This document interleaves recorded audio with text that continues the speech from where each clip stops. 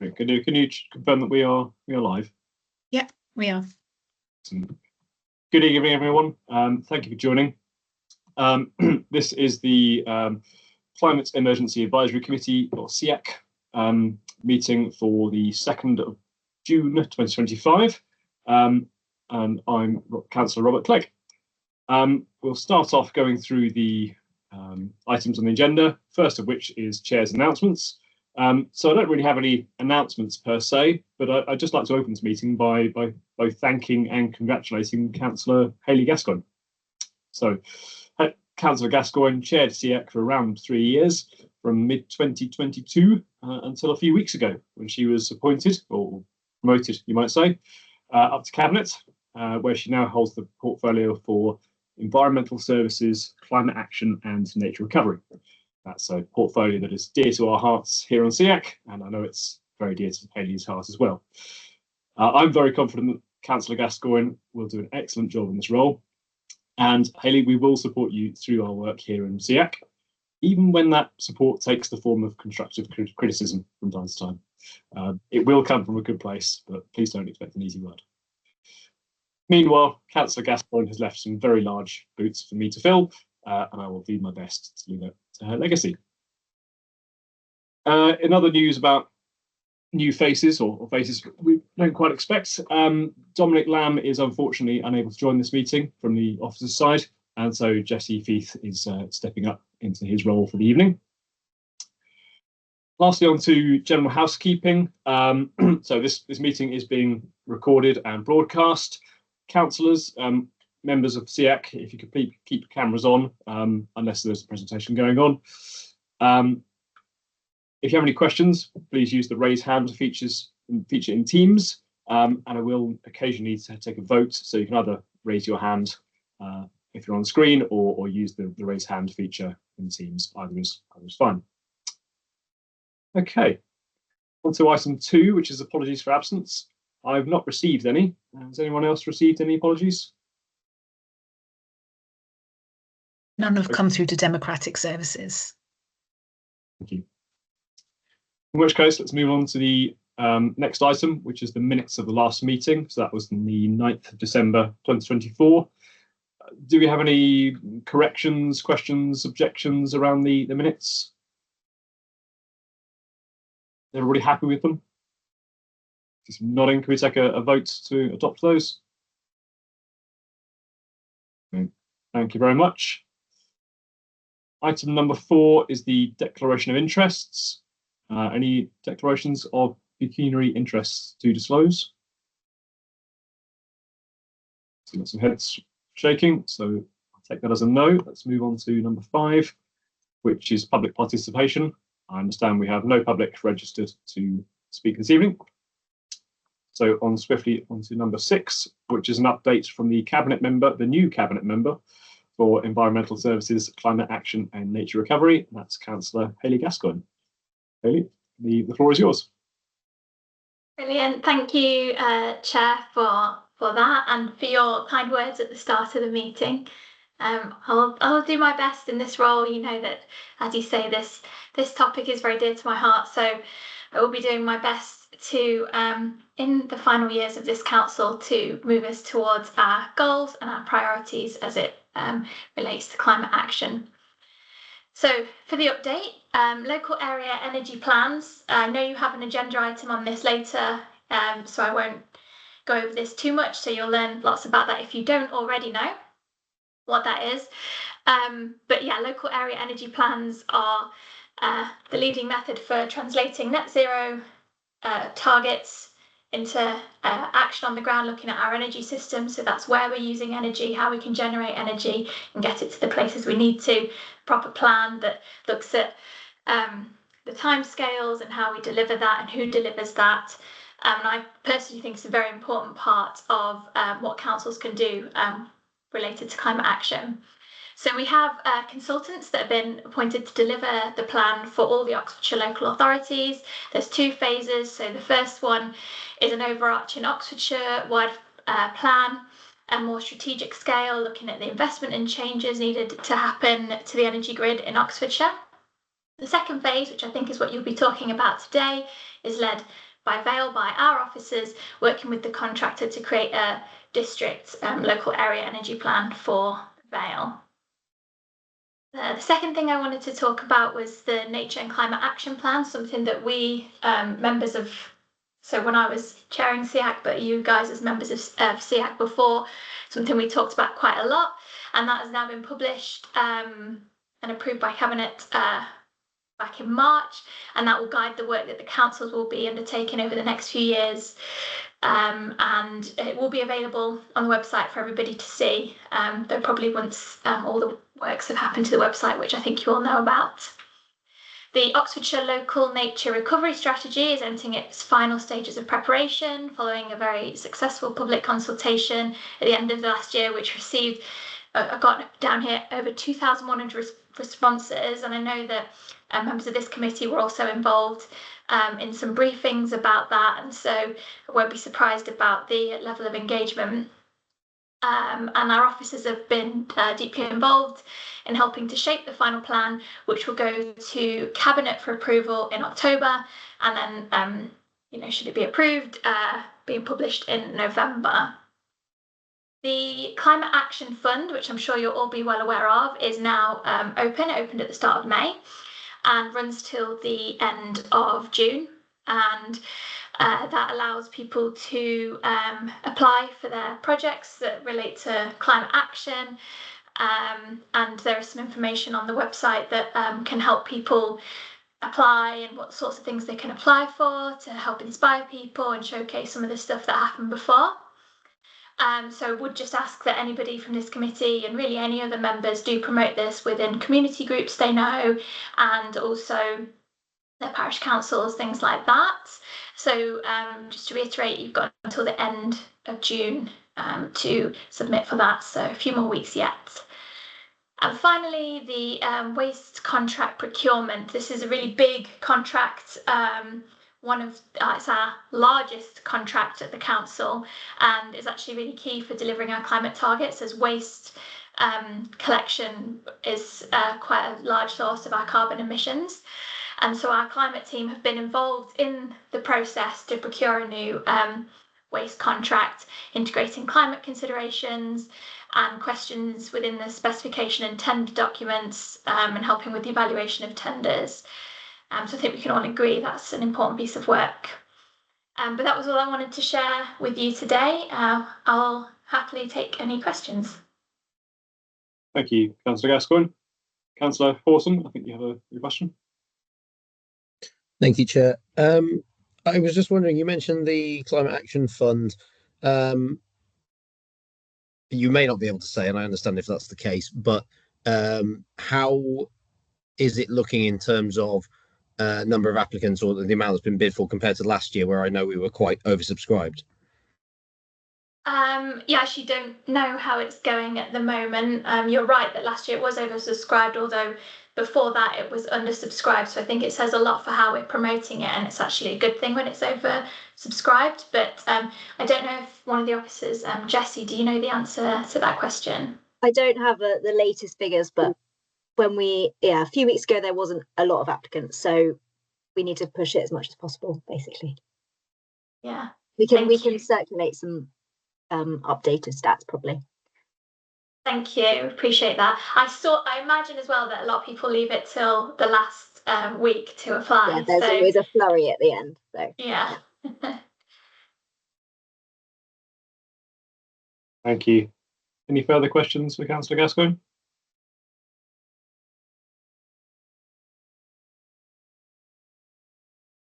Okay, in which case, thank you very much, Councillor Gascoigne, and we will move on to the next item. And that is the workshop on districts local area energy plan priorities. So Jessie will be introducing this, and then there will be some little discussion afterwards. Great, thank you very much. So thanks, Hayley, for giving a good intro to this. I'm just going to give a little bit of a progress update on what we have been up to on the local area energy plans over the last few months, and then we will have a bit of a discussion about the next phase and how Vale might approach that. So as Hayley said, we have appointed Ove, Arup and Partners as experienced lead consultants, and they started late last year, early this year. Since then, we have been undergoing a process of data collection. So we have shared as much information as we have on things like fleet transport data, council estate energy demand, planning applications and like large scale new development, site allocations, and all of our council decarbonisation plans. And all of this data has been incorporated into Arup's modelling, along with a lot of other national data sets and information they've got from the DNOs, distribution network operators, so SSCN in our case. And they have also used the data from us to ground truth some of the national assumptions and things like that. We've also undergone a process of stakeholder mapping. So we have been working to identify who the key stakeholders are that we need to engage with and how they might be interested in the local area energy planning process and what role they might have. So this has included people like community groups who are working on renewable energy projects or retrofitting projects, property developers involved in large-scale housing delivery that will require future grid capacity and grid connections, and also developers of energy-hungry commercial developments such as data centres. And there were also interest for the local area energy plans in these due to the potential for heat networks powered by the excess heat generated. We've then been on a stakeholder engagement journey. We started off with an online briefing for all members and officers at the councils back in March. This kind of provided an introduction to what LEAPs are and how it's going to work in Oxfordshire and the role they have in our net zero journey. The recording of that is available if anyone wants to watch it and hasn't. I can circulate that. We've then done an awareness and fact-finding workshop back in May, when we had a range of organisations from across Oxfordshire attending, including community energy groups, large businesses, and energy infrastructure officers. At that workshop, the consultants provided a sort of overview of the project and an introduction, and then attendees were asked to feed back on what the energy priorities and opportunities in Oxfordshire might be, what barriers need to be overcome, and they were also asked to input information on any information they might have about that could help develop the energy plans and the sort of baseline that Arup were working on. And then finally, a few weeks ago, we had a workshop on the baseline report, which we have now got a draft of, and also the modelling assumptions that Arup are using to model what the energy system might look like in Oxfordshire in the future. So they presented the findings of the baseline report, and then they introduced their modelling and explained all the assumptions that they were making they made assumptions on like existing and new builds, how energy would be supplied and how electricity would be generated and how transport would be decarbonised. And we were all asked for feedback on whether we thought those assumptions were sort of in line with our priorities and targets, and also whether we thought they were realistic and kind of matched what was actually happening in Oxfordshire. So we kind of they asked us to basically validate those assumptions. We're currently waiting for the feedback from that, and it's sort of being processed by Arup at the moment. So we will be finalising the Oxfordshire report, Oxfordshire-wide strategic plan over the summer, and then as Hayley explained, the next phase of the project is phase 2, which is when we start developing our district level local area energy plan. So Vale of Whitehorse will have its own local area energy plan. Worth just mentioning, the council is currently only actually committed to participating in the programme until the end of the summer. However, the intention is very much to take part in the whole programme. We just need to kind of formally agree that when we get to that point. So yes, as I said, when we get to September, we will be starting to develop our district level local area energy plans, and these will reflect the unique characteristics of each district and also what the priorities are in those districts. And that is up to us to kind of determine. Obviously, we will take a steer from Arup. They have done this lots of times before, but we also need to make sure that it is kind of relevant to us and what matches what the council in each district wants to do. So today we're going to have an initial discussion on what we might want to prioritise in the Vale local area energy plan. worth saying that this is not a sort of official discussion as part of the local energy planning process. There will be, when we get to September, we will have discussions with the consultants and all of that, and hopefully everyone here will be able to be involved in those. But we thought we'd use the opportunity today to sort of start brainstorming and formulating some ideas so that we're prepared for when we get to September. There's a few things just to bear in mind when we kind of are throwing out ideas about what we might want to include in our local area energy plan, or what we might want to get from our local area energy plan.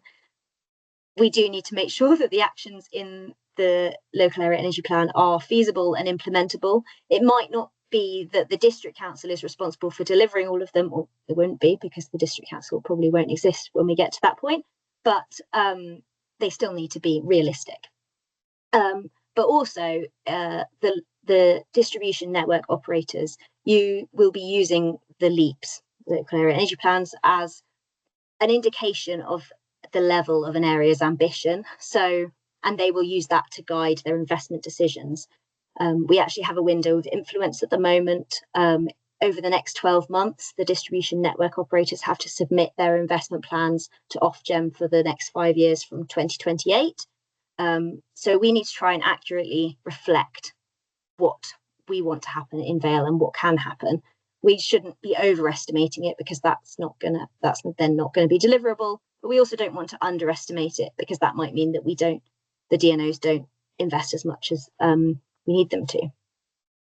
So to start off the discussion, I'm going to share a few ideas that we have had as officers. We've talked about this with a few teams already across the council, about what we could get out of the local area energy plan as for Vale. So I've got one slide. I'm just going to share my screen. Hopefully you can see that. So we want to make sure that the LEAP aligns with other council priorities and projects. So, for example, what action and investment is needed to provide the electricity infrastructure needed for the delivery of the proposed net zero policies and site allocations in the joint local plan. That is one thing that we could choose to focus on in our local area energy plan. Another thing could be making sure that the energy infrastructure is available for the decarbonisation work of council-owned buildings. That's something that is within the council's control. We might want to work with stakeholders to explore solutions for decarbonising the science park. So in the Vale, that's Harwell campus. We wouldn't be able to kind of determine exactly what solution would happen, but we could work with partners there to identify what the best solutions might be able to be and how we could support that. We could focus on projects that meet investor needs to try and encourage more investment into the district. We could use the LEAP to develop a pipeline of potential projects for community energy groups to pick up and then take forward. We could use the LEAP to identify sort of street level focus zones for retrofitting of houses, for example, in areas of deprivation or areas of similar housing types, such as terraced housing, where such a specific intervention or a retrofitting scheme could be implemented at a really neighbourhood level. We could also use the LEAP to support communities that are already looking into solutions for their villages. For example, you might be aware a few years ago that Great Coxwell did a feasibility study on a communal heating system. There might be others like that, other villages and neighbourhoods that are looking into specific solutions that we might be able to help take forward somehow through the LEAP. We could use the LEAP to make sure that we capture the benefits of the new data centres that are being proposed for the district, particularly capitalising on the waste heat that's coming from those and the development of heat networks. And we could also use the LEAP to do a deep dive into the detailed future energy needs of 2 or 3 selected communities in the Vale, bit like what they're doing in Ensham in West Oxfordshire. If anyone is familiar with that work, they've got a really small-scale local energy plan that really gets into the detail of what the future energy system in Ensham would need to look like. So we could look to support something like that through this. We don't know exactly whether we will be able to do all of these things or a small number of these. We need to get some guidance from Arup on that, but we want to kind of hear all ideas at this point, and then we can sort of refine it as we go. we have a bit of time, short amount of time for some discussion now on some idea generation. I'd be really interested to know whether you agree with the ideas that I've just set out. Do you think there are any in that are the most important and we should definitely do, any that are a bit less of a priority? And do you have any other suggestions? All ideas are welcome. There aren't any silly ideas. And then in a slightly separate thing, I'd be really interested to know, and also we could follow up afterwards, if you know of any community groups or businesses in the areas that you represent that are looking into community energy projects or renewable energy or communal heating projects that things that we don't necessarily know about that maybe we should know about for this work, because we really want to make sure we have an accurate picture of what is happening already in the district. Yeah, I'd be really interested to hear if you do know of any other examples like that. So yeah, I'm going to throw it over to you guys now. Thank you. I'll stop sharing so I can see everyone again. Thank you. That was a great introduction and an overview. I'll open the floor to members. Do you have any ideas, suggestions, questions?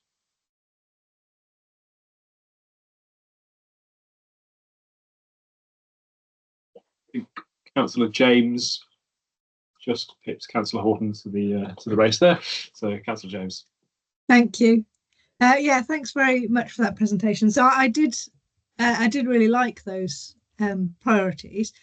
I would say the ones I liked, my priorities perhaps, were certainly definitely making sure that the joint local plan is feasible. I think that's really important, because that's very ambitious on decarbonisation of new developments, and that's likely to require more electricity. It's likely to require stronger electricity networks, particularly to decarbonise the heat and the transport, than we perhaps currently have. Also, there are a few things in there that I really liked, where I think it's really looking at what where we can sort of maximise wider sort of benefits for our residents as well. So things like the possibility of community energy projects, also anything we can do to accelerate the retrofitting of our housing, which is currently largely not up to scratch. And I particularly liked the idea of targeting areas of deprivation, or areas where there's perhaps a lot of quite poor quality housing, or housing with particular features.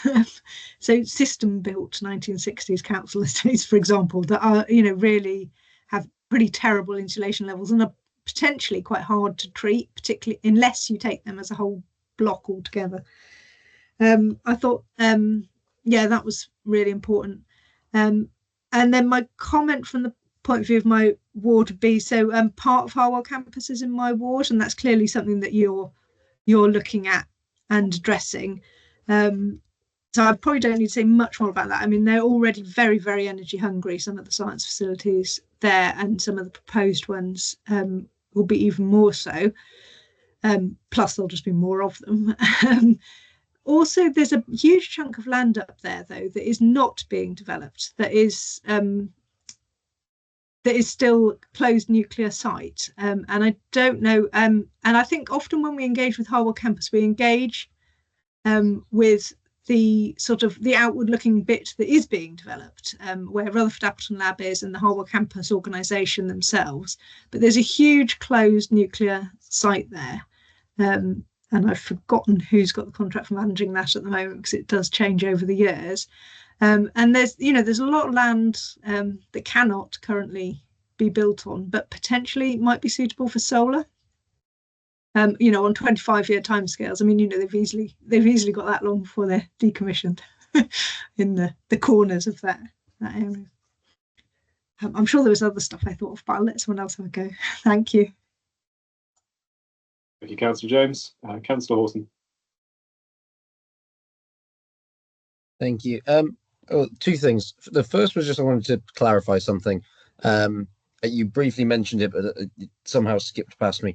Obviously, with the local government reorganisation going on, The Vale is likely not to exist in between 3 and 5 years' time, whenever we draw the actual line. What's going to happen to any plan we come up with afterwards when we're on something else? Yeah, I can quickly answer that. Obviously, when we were putting this project together, that wasn't necessarily on the cards. And we are working with the other Oxfordshire authorities for the start bit. The benefit, I guess, of doing the district level plan is that we can take the information in it wherever we end up. South Oxfordshire obviously will also have one.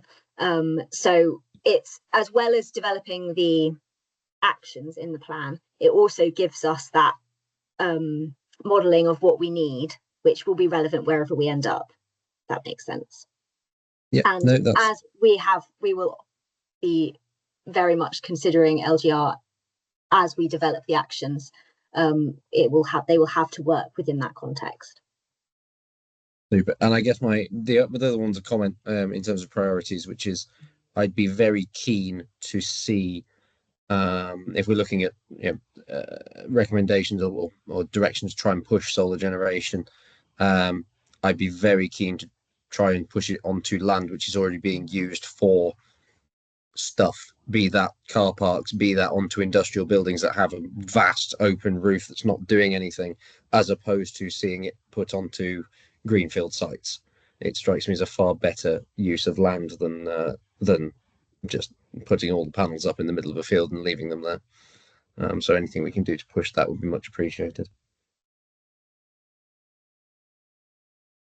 Thank you, Councillor Horton.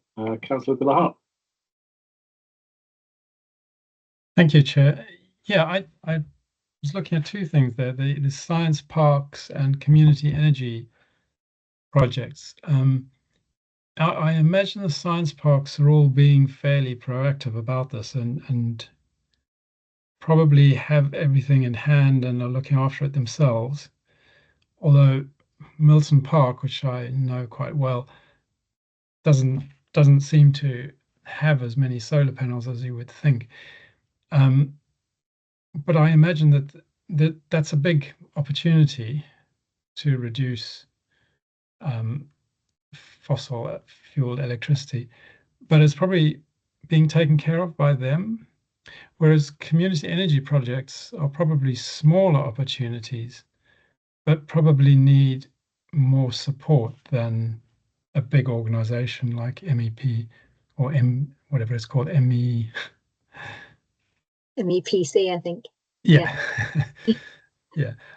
So it was just a clarification or a question.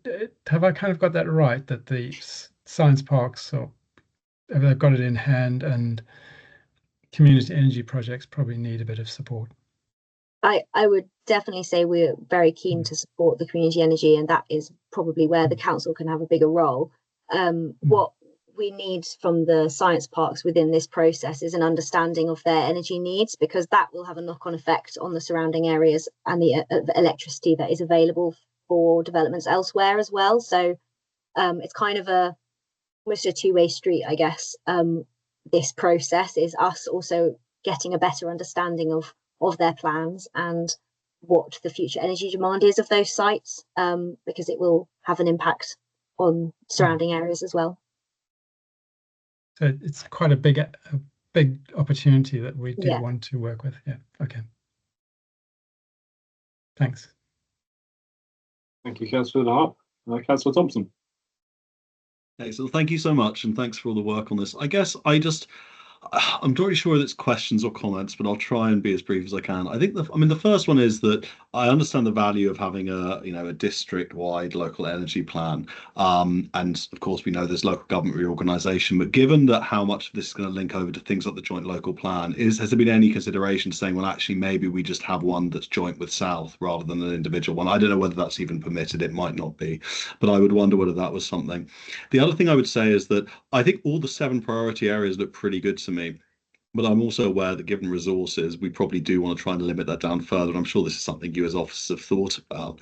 And again, I wouldn't claim any degree of expertise in this area, but I do wonder whether things like retrofitting sound great, and I would love to do that. But advocate that the district prioritises those things which give us the most options possible in the future. And maybe retrofitting is that, but it seems to me that actually, doing those sort of like shared benefit schemes, maybe learning from other places, and I don't know much about the Ensham scheme, but I wonder whether actually the two things that I would prioritize are firstly things to do with like infrastructure, so ensuring that moving forward we are able to give whoever takes over the most options possible because we've got like the key energy infrastructure in place. And the second would be actually doing that more local engagement. So again, forgive me, I don't know much about the Ensham scheme, but actually investing in those things, seeing if they work, or learning from other neighbouring districts who may well be part of the same authority in the future. So I think those would be my priorities in terms of like thinking about infrastructure, which I think is the one that will give us the most options moving forward. And then secondly, focusing on the community aspect. Not that I don't like the other things. I just suspect that if we got 7 priorities, it'll be 7 things that don't get done as well as they could have done. So I wonder whether, but again, you're better placed than me to tell me why I'm wrong on that. But that would be my view, is that 7 is too many. So I would try and see if we can whittle it down to 2 or 3.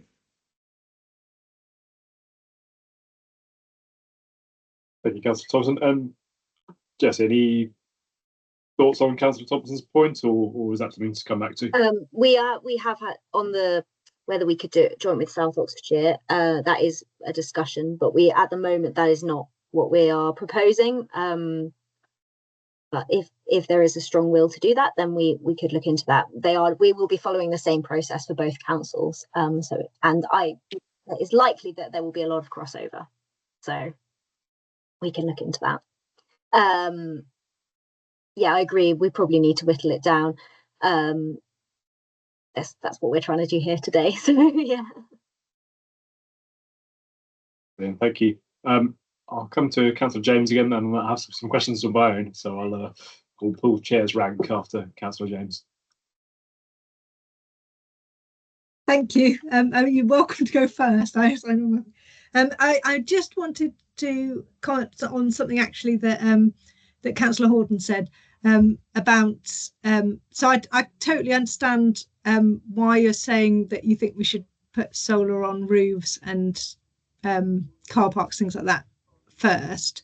I do have a concern though that actually is quite a lot more expensive. So when you're talking about delivering enough electricity to go net zero, that is quite a lot more expensive than field scale solar. It's just much cheaper per megawatt to provide. So I am quite nervous of this sort of kickback against field scale solar, because even to provide all our needs for Oxfordshire, as the sort of route map shows, it's still a tiny percentage of Oxfordshire we're putting solar on, less than golf courses. So let's, I think we have to consider as well how much this energy is going to cost, whether it's actually feasible for us to do it.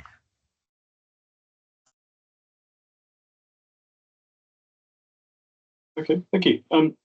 Some questions from me then. Jesse, you mentioned that the ARUP were taking the national assumptions, and then Vale were giving them data about our districts, and they were using that to check the ground truths of those national assumptions. Have any interesting local peculiarities been thrown up through that process? And then my second. Oh, sorry. Sorry, I can't think off the top of my head whether there's anything.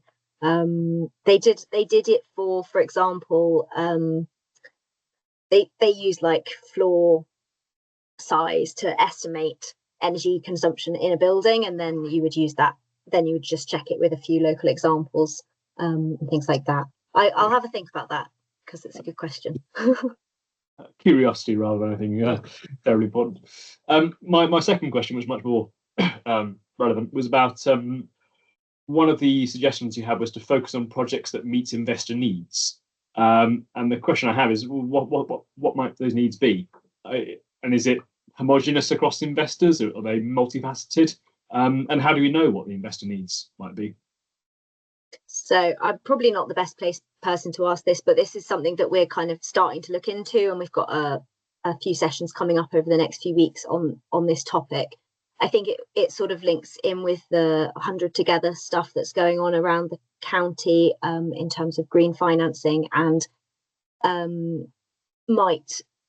it's that question about whether you can bundle projects together to make them more attractive, but also manage to fund some of the harder to fund bits alongside some more attractive investable projects. So it's that kind of thing that we're looking into. But ask me again in a few months and I'll be able to give you a better answer. I'll take a note of that. Thank you.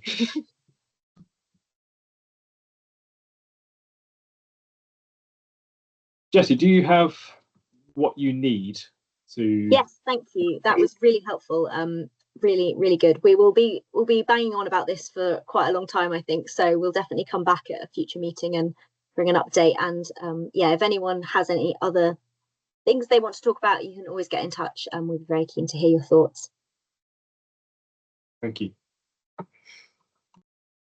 Okay, in that case, let's move on to number 8, which is a climate adaptation workshop, and Kim Hall will be giving a presentation to kick us off.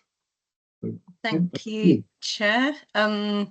Jessie is also going to be sharing my slides, so that makes it a little bit easier.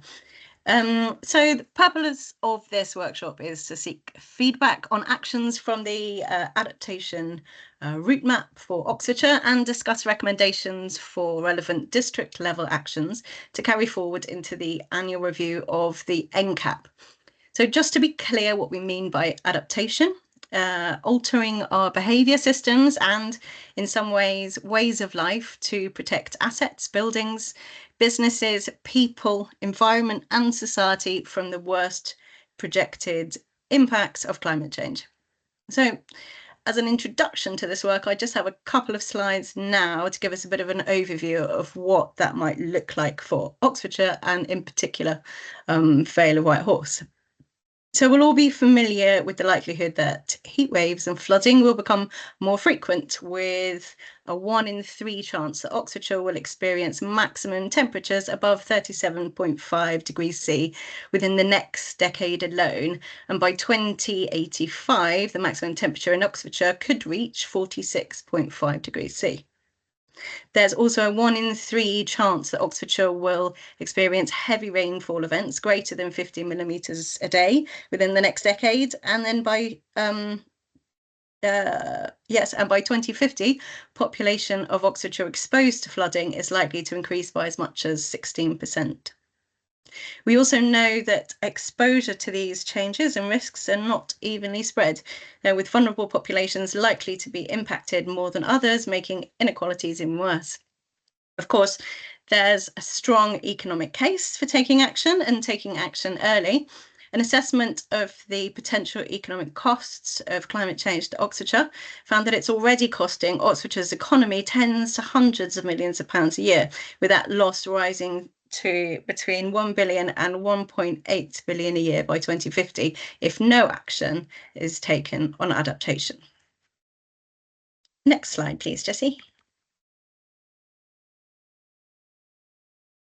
So the information on these slides is actually taken from the Met Office, which really has an excellent climate service for local authorities. And you can download the local climate reports by district to better understand the specific climate risks to the local area. Jessie's just included the link there in the chat. And what it clearly shows us under different global warming scenarios is what extreme heat and low summer rainfall actually means to our daily lives, and what much wetter winters might actually look like at a local level. So detail might be difficult to see in these slides. I definitely suggest you following up if you're interested there. Next slide, please. To support the production of the Oxfordshire route map, the County Council commissioned a current and future climate vulnerability assessment looking specifically at mapping flooding and heat wave risks. So this particular slide has flood risk mapping that looks at combining the risk of both river and surface flooding and expected annual damage, combined with number of buildings, particularly of lower height, and areas of high population density and deprivation, and particularly higher populations of children, elderly, rented accommodation, and people with disabilities. So I've just highlighted there the highest risk wards in Vale. I'm sure that doesn't come too much as a surprise to some of you, but obviously, like all wards here have at least a medium to high risk of flooding. The next slide, please, Jessie. This is then similar for heatwave risk. So mapping looks at factors such as percentage of urban land cover and amount of green space in an area, combined with number of buildings, particularly high-rise buildings, together with proportion of vulnerable people and population density and areas of deprivation. Again, some very similar wards and some sort of new to that list, but we can see again, we can certainly identify particular areas of risk there. And Jessie, again, in the chat has a link to the vulnerability assessment if you're interested in reading further. So to come back to the reason for this workshop today, we want to identify adaptation actions for the NCAP that we as a district council can directly influence. And many of those actions will actually go hand in hand with the work that we're already doing to decarbonise our operations and promote nature recovery. Do we specifically want to support our communities to be better prepared for and able to respond to a changing climate? We also need to improve our own operational resilience, which means, amongst others, reducing damage to and overheating of buildings and infrastructure, managing disrupted waste collections, protecting our staff, as well as minimising the financial cost of extreme weather and realising the benefits of a natural environment to our future resilience. Also comes back to making sure that we are all aware of what those risks are, so that managing the risk and improving our resilience to long-term climate change is something that is shared by everybody. Next slide, please, Jessie. The Adaptation Route Map and Action Plan for Oxfordshire was adopted by the Oxfordshire Leaders Joint Committee at their January 2025 meeting. Of the 82 total actions across those 4 themes, there are 15 priority actions that have been identified to be delivered by different partners over 2025 and 26. Mostly those are enabling actions to establish a framework for a wider set of actions. And you all have seen that not all of those priority actions or any of that or the other actions will be of relevance to the District Council, but involve a number of different stakeholders. So those that we can or are already involved with include establishing a working group, which we are already a member of, identifying potential funding sources, as many of the actions are unfunded, developing capacity building materials, and developing district level adaptation actions to carry forward into our own nature and climate action plans, which we are starting that process today. So of the remaining 67, we will be looking to pick up a small number of key actions which have got clear, specific objectives that we can deliver in the next couple of years, and where possible, incorporated into business as usual programmes. Some of those could be taken forward as an individual council or in collaboration with partners. Next slide, Jessie. Thanks. So of our existing NCAP adaptation actions, we have support communities to adapt to extreme heat, with particular focus on vulnerable people. Support communities and other agencies to adapt to flooding, again with particular focus on community flood resilience and natural flood management. And then the final action, which is why we're here today, is following the publication of the Oxfordshire Climate Adaptation Route Map and Action Plan, develop district level adaptation actions for the councils and integrate them into the annual review of the NCAP. So the results of this workshop today will directly contribute to delivering action CA4 and will help officers by informing what type of actions might be added to the NCAP by Cabinet in March 2026. So next slide, please. So the questions that we'd like you to focus on today are what actions are a priority for the council to help improve the resilience of council services? What actions are a priority for the council to help support our communities? And then finally, thinking about the kind of information that I've shared today, what sort of resources or information do you feel is needed to deliver capacity building and training for members and other local leaders on climate adaptation? Just as a sort of starter for 10, the final slide we've got is just a few of the actions that I've picked out from the wider Oxfordshire route map.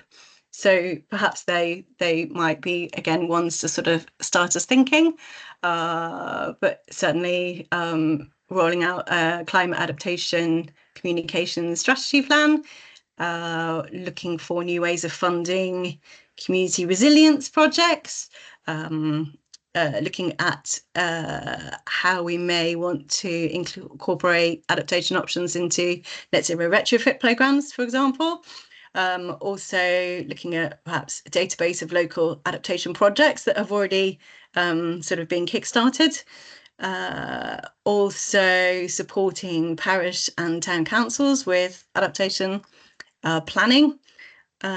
Obviously looking at tree planting and biodiversity enhancement programs which contribute to adaptation, work that again is already being done on sort of net zero stuff to support business resilience engagement, and also again something that is already being sort of started, which is looking at ensuring climate adaptation is integrated into design and planning for new infrastructure. So those are just suggestions. So I can hand back to the chair to start us off, and we'll include those questions in the chat as well. Brilliant, thank you very much. I will open up the floor to any suggestions.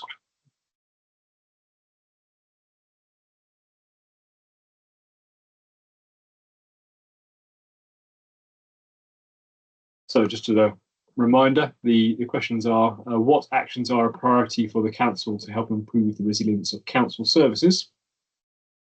What actions are a priority for the council to help support our communities? And thirdly, what resources or information is needed to deliver capacity building and training for members and local leaders on climate adaptation?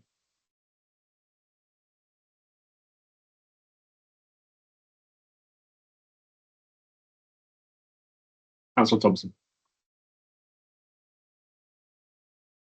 Excellent. Well, thank you so much. And I mean, this is a really important piece of work, and thank you for the work you put into this. I think I must say, like, reading the document beforehand, it was quite hard to get my head around what things are the district responsibilities and not. So actually highlighting those I find really helpful. And I think actually just generally, I think limiting this down and really working out what are the areas, as you say, we can make the most impact is really, really key. And I think that's useful. I guess I confess I haven't actually read the so the link that came through in the chat about like vulnerable groups. I think this was something that I didn't think in the document we read, I didn't think was centralized sufficiently. So I'm glad to hear there's this whole other document that I hadn't looked at. So I do apologize for that. And I think for the district that the comm strategy is going to be really, really important.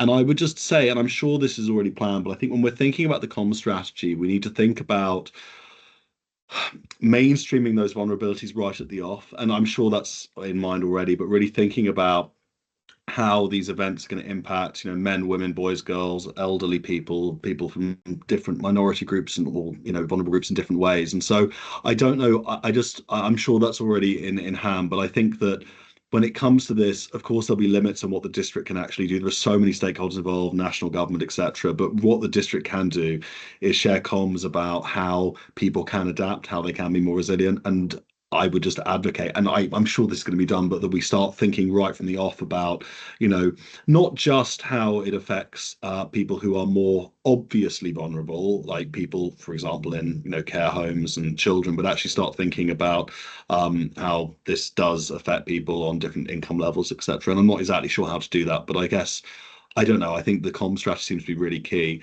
And the only thing that I would say is that as much as that I do absolutely think it's great to engage with as many stakeholders as possible, when reading the initial document, I was like, there are so many stakeholders here. I'm lost as to who are the priorities, right? And I think that it's not just enough to engage with stakeholders. It's also about prioritizing and actually working out which of those stakeholders are actually important, because quite a lot of these actions, like the district council was one of maybe 10 different actors that had a role. And I must confess, I got a little bit lost reading it. So I'd like to thank you for highlighting those 8. I've taken a photo of them and I'm going to keep reading them now, and I'll come back with some other comments a bit later.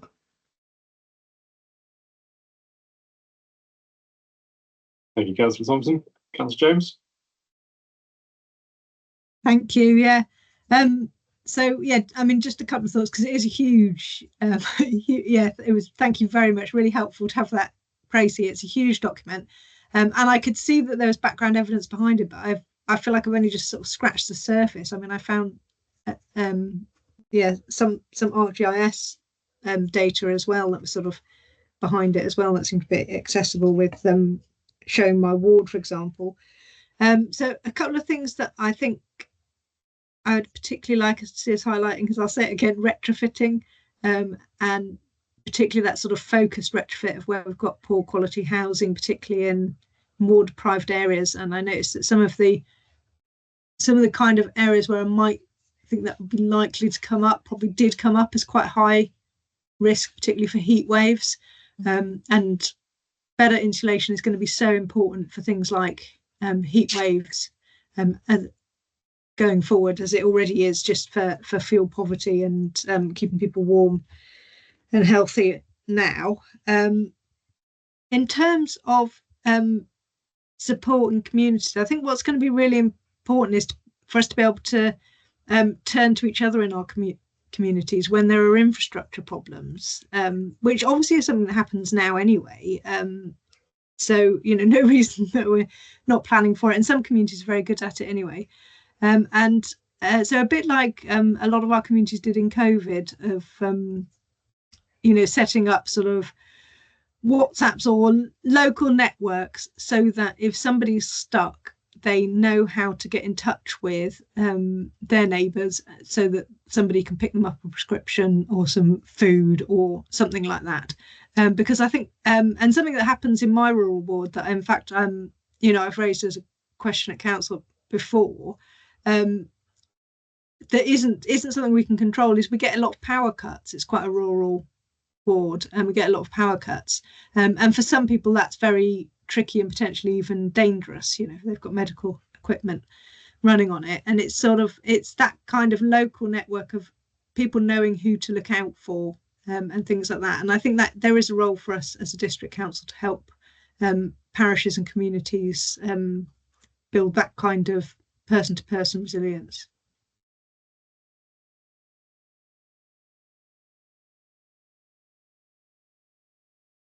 Brilliant. Thank you, Councillor James.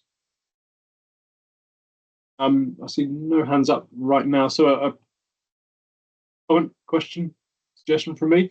I really like the idea of a database of local examples of what have been done or was being done. But I wonder if we could be a little more ambitious than that and actually point to examples from outside of the districts or outside of the region. My experience of trying to rustle up people to apply for Climate Action Fund, for example, in our ward, is that there's often a sort of shrug of, well, what would we do? And actually coming up with examples that have been done, have worked elsewhere, and then applying them to the local area can be quite difficult for people. So I think some sort of database, library, however you want to call it, collection of examples that can serve as inspiration, not only for climate mitigation, but for climate adaptation as well. I think that could be really quite powerful and valuable. And perhaps it turns into some sort of little roadshow, something, going out to village halls and getting involved that way. Just an idea. I think there's one of the I think the key stakeholders is the CEAC network. So they're going to be really sort of integral in terms of helping to build local capacity, training, sort of sharing, learning amongst the kind of certainly the sort of the community level groups, but you're right, there's learning from a regional perspective as well. So and particularly sort of when we're thinking beyond the next 3 to 5 years, that's going to be really important to pull all of that together. So yeah, I'll take that forward, and by the sounds of it, that also sounds like that would be quite a useful sort of tool when we're talking about capacity building of local leaders, to show what's possible. I think we've also, just to respond as well to Councillor James, we'll also sort of keep coming back to the learnings that we had in COVID, and those kind of connections and that emergency planning, and in some areas those the structures that were set up in COVID are still very active and working beautifully still, responding to lots of different issues. But then there are other areas where perhaps then there could be some work and a role to play in that. So that's really, really good stuff there.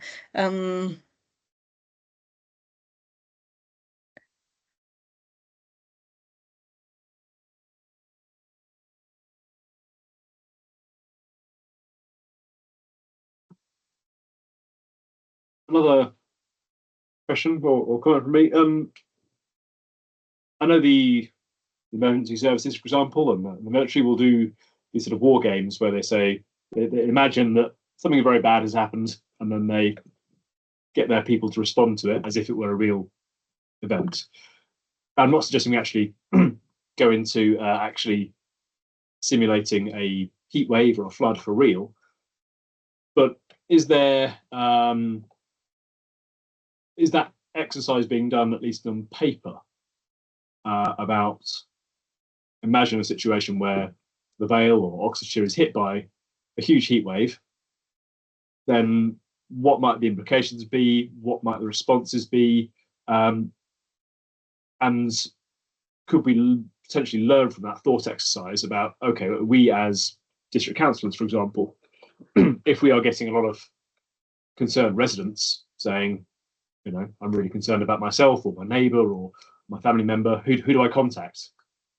Then can we have gone through that thought exercise before it happens to know who to contact, how to support them, perhaps even to think about how to prepare for that eventuality? Yeah, that's a really good question.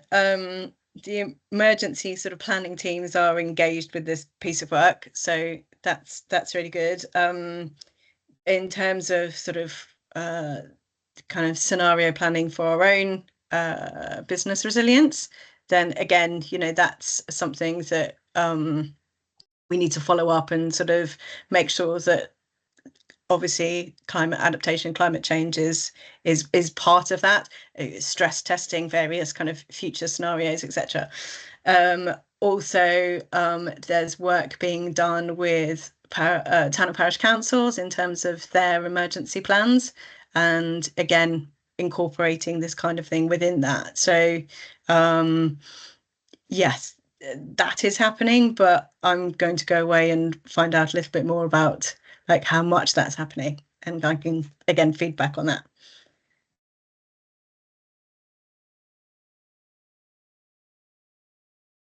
Any more questions or comments from members? happy to take any further thoughts or whatever just by email. Sort of, those are very weighty documents, and I think some of the challenges we might have are actually like taking the good stuff out of that and making sure that they're it's communicated effectively. Too much information could be too much information, I think, for us to be able to use it effectively. So again, perhaps that's something that I can take away with and feedback in terms of what we need to do to build sort of capacity building training materials and things like that, is to have that information in a more sort of concise way. So that's really useful. Thank you. Thank you. If everyone is happy, we could then move on to the next item on the agenda. Thank you very much, Kim. Great. Okay, move on to the draft offsetting principles paper, and Jessie and I think it was just Jessie or Jessie and Kim are going to be.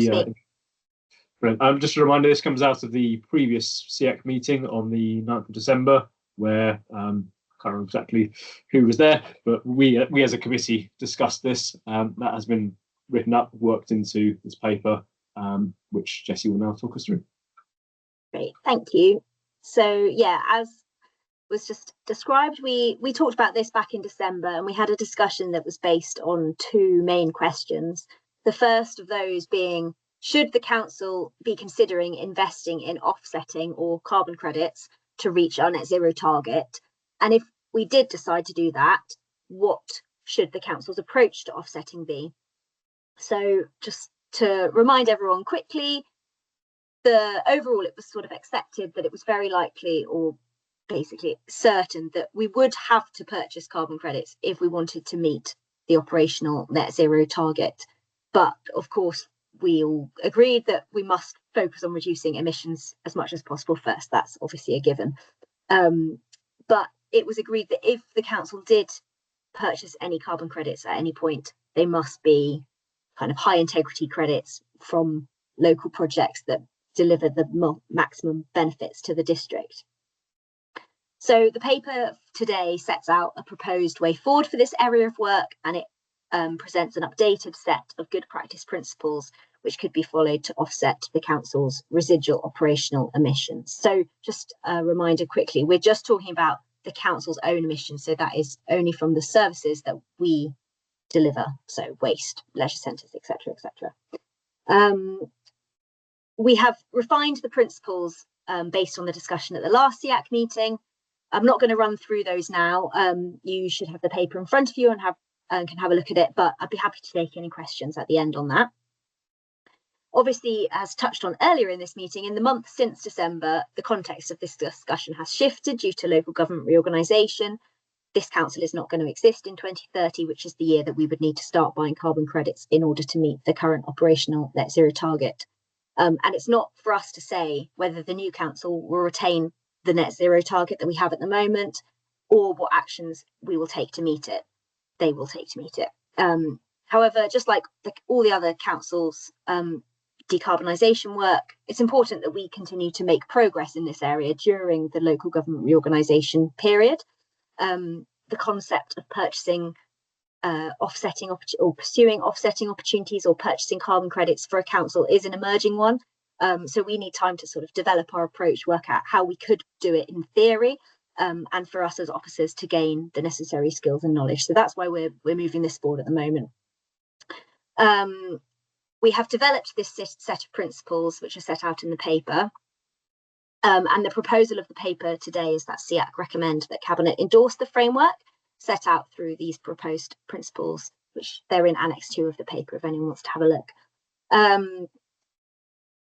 If these principles basically set out a framework that would ensure that the purchase of carbon credits could not be used as a direct substitute for emissions reductions, and it would also ensure that maximum benefits would be delivered within the district or the local area. By adopting or by endorsing these principles, the council demonstrates the intention to only support high quality local offsetting projects that deliver those wider benefits. We know that the council isn't going to be committing to any expenditure on carbon credits in the next few years. However, this work will support the work that's underway in Oxfordshire to develop those local carbon markets. The Local Nature Partnership is coordinating efforts to develop a nature-based carbon offset market that will help deliver new wildlife habitats within the county. So that we're kind of working on these principles to support that work and help move it forward. I'm happy to try and answer any questions, and I'll hand back to the chair now. Thank you. Thank you very much, Jessie. It's a really good introduction. This is a very important paper. I'll open the floor to any questions from members.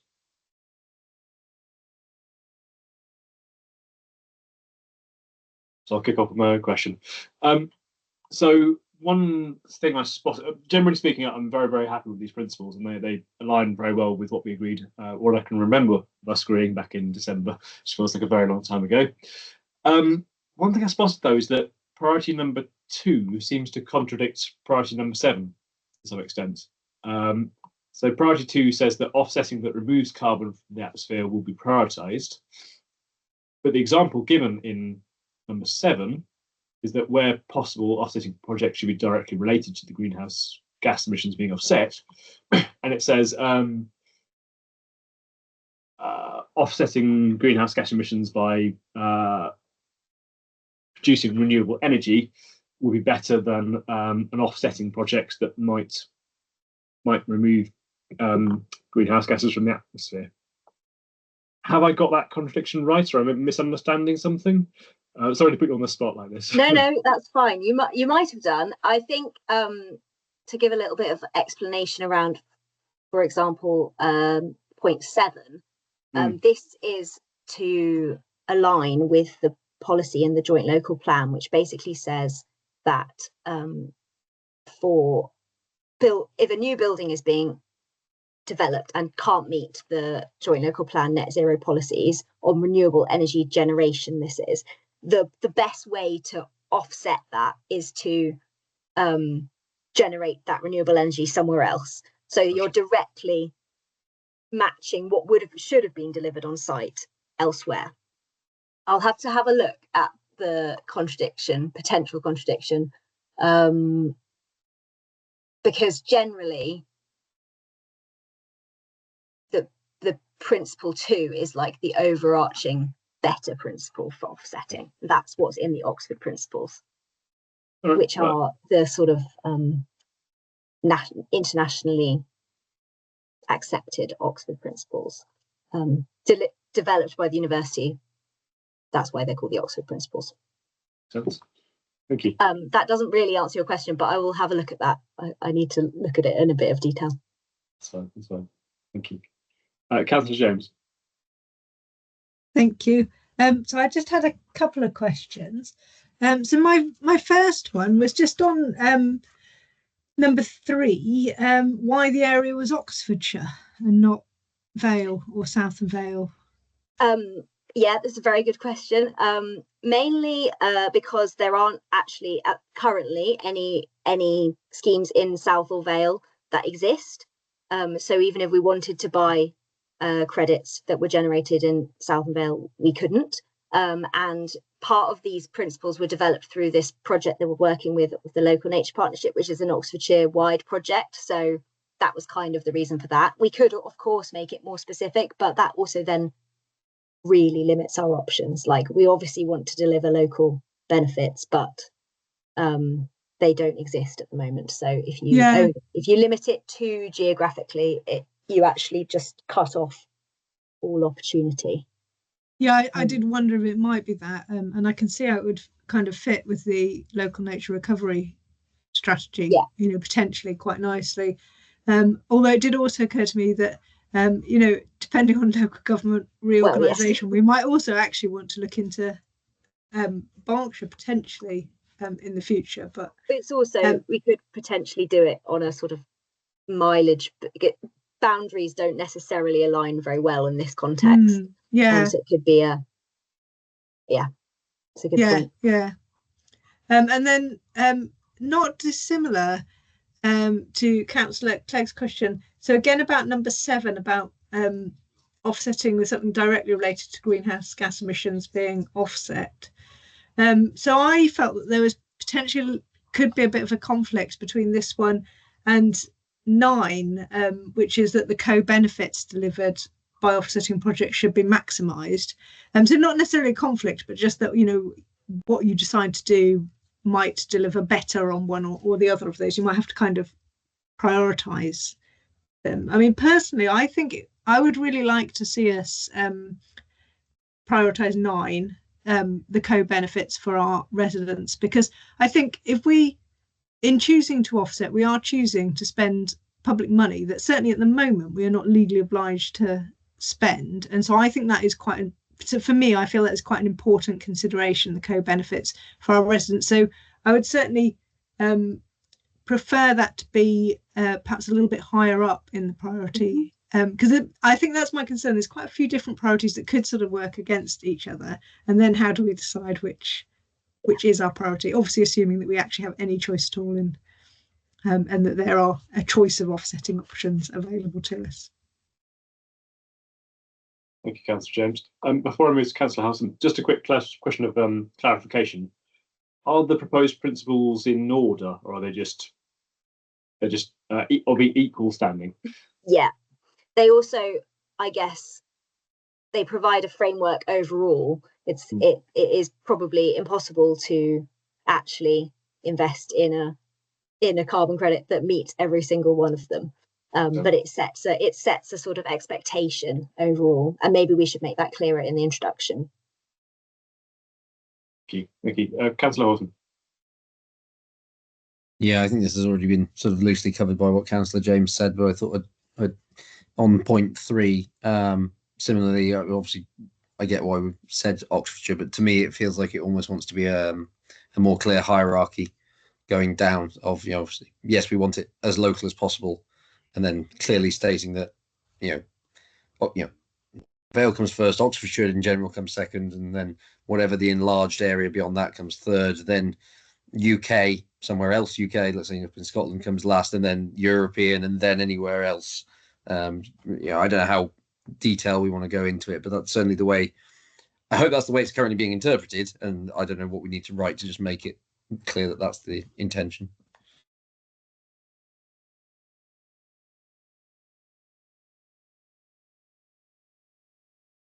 Thank you, Councillor Hawson. Any more questions, comments, opinions from other members? Councillor Thompson. I'll be really quick, partly because I wasn't here in December, so my apologies for that. And by the way, I think the framework looks great. I think it's really good. I guess the only thing that I had, and again, maybe it's just me being very simplistic, is 10 principles seems like quite a lot. I wondered whether 8 and 10 are even necessary as principles. Like, they seem to be too obvious to me, like, should be reported on annually, principles regularly reviewed and monitored.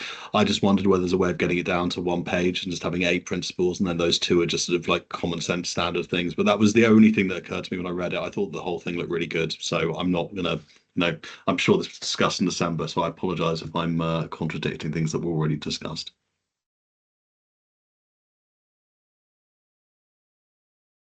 Thank you, Councillor Thompson. Any further opinions, comments, debates on that?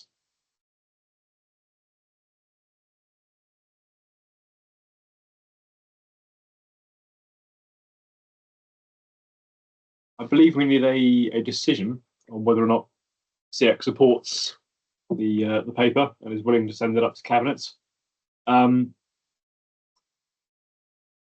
Do we want any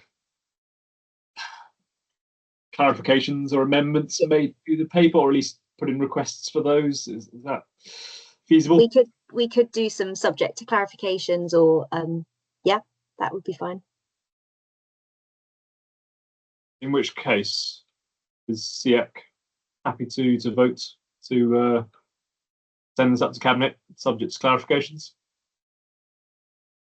I think I see some nodding. Can we have a show of hands? I've got some thumbs up. What I'm a little bit unclear about what we're voting, because the recommendation is just that we endorse this framework as it is, but we had a few comments that we're sort of hoping officers might take away.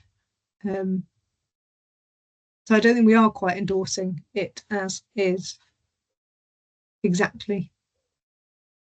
I think that's hidden within the subject to clarification. Councillor Horton. Yeah, I guess at that point the question is whether we want to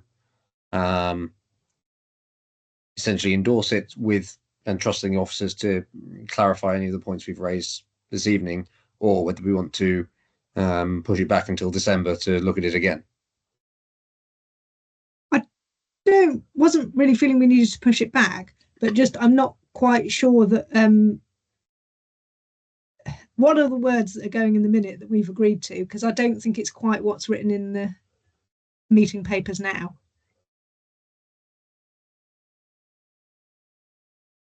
I see Susanna's Yeah, I was just going to suggest that what we could do is, obviously you would like some changes to the paper before it goes forward to Cabinet, so officers could take the paper away, make those changes, and we could circulate it to CEAC electronically so that you could have a chance to review it before it went to Cabinet. Or alternatively, as been suggested, we bring it back to a future meeting of this group. But given you don't meet that regularly, it might be better to do it electronically. If everyone was happy with that approach, we would do that. I mean, I'd certainly be happy with that, because I think we were all broadly very happy with it. We just, appreciate the opportunity that we've had an opportunity to sort of give some initial feedback and thoughts on seeing it for the first time, and hope that will be useful to officers in what they then take to Cabinet. Certainly, I would feel very happy with us doing things electronically rather than waiting until December to vote on something. Thank you, Sam, for that clarification of the process. In which case, then, do we need a vote to accept that we will later accept it electronically? That we are largely in an agreement on the principles? Yes, please, if you could vote that you're happy, and then any clarifications could be made with the officers. Yeah, I'm all happy with that approach. thank you. Yeah. Thank you very much.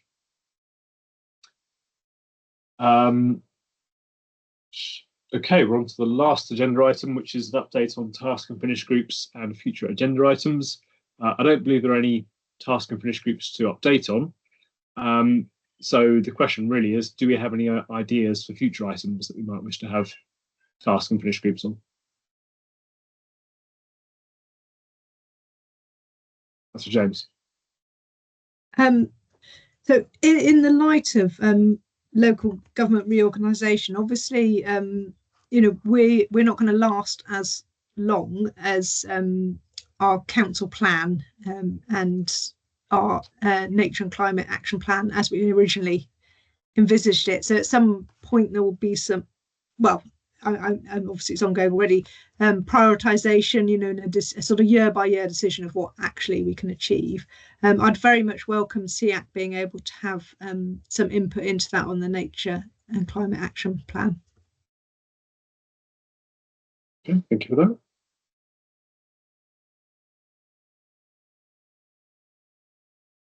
Any other thoughts?